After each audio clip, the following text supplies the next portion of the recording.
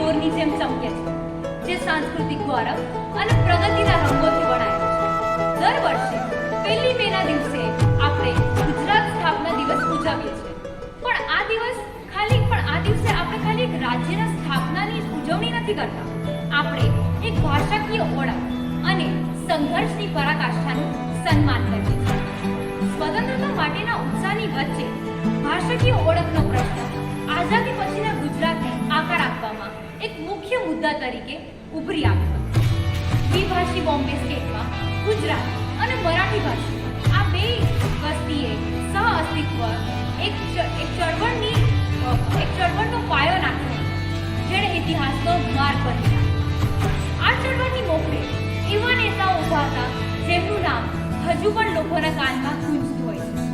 ઇન્દુલાલ યાજ્ઞિક, ત્રિભુવનદાસ પટેલ, મોરારજી દેસાઈ, જીવરાજ મહેતા અને ધનવંતરાય ઓઝા આ મહાગુજરાત ચળવળના મશાલધારીઓ હતા, જેમના અતૂટ સંકલ્પ અને અથાગ પ્રયાસોથી ગુજરાતના રાજ્યનો માર્ગ બદલી ગયો છે.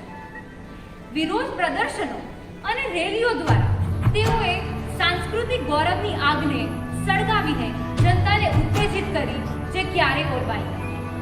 તેમના પ્રયાસોની પરાકાષ્ઠામાં 1 મે 1960ના ઐતિહાસિક દિવસે બોમ્બે રિઓર્ગેનાઇઝેશન એક્ટના અમલ સાથે થઈ.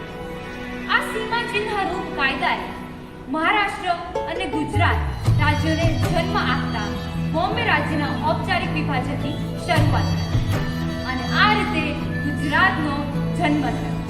એક ઉલ્લાસનો, વિજયનો અને એક લાંબા સમયના સપનાને સાકાર કરવાનો દિવસ. તમે જેના દિવસે સોમનાથ અને અંબાજીના મંદિરની લીધે ગુજરાતના ખમણ, થેપલા અને ઘણા બધા આપણો બધાને મને ગુજરાતના રંગી રંગી કન્યાકુમારી ગુજરાતની ઓળખાણ તો એના જોશીલા ગરબાથી થાય છે. ગુજરાતનો સુરતી લોચો તો વિશ્વવિખ્યાત છે. ગુજરાતમાં શ્રી કૃષ્ણ અને દાદાભાઈ નવરોજી જેવા મહામાનવ રહ્યા. મને ગુજરાત ગમે છે કારણ કે અહીંયા ચતુર વેપારી રહે છે. ગુજરાતમાં સૌથી મોટી એકતા મંદિર છે.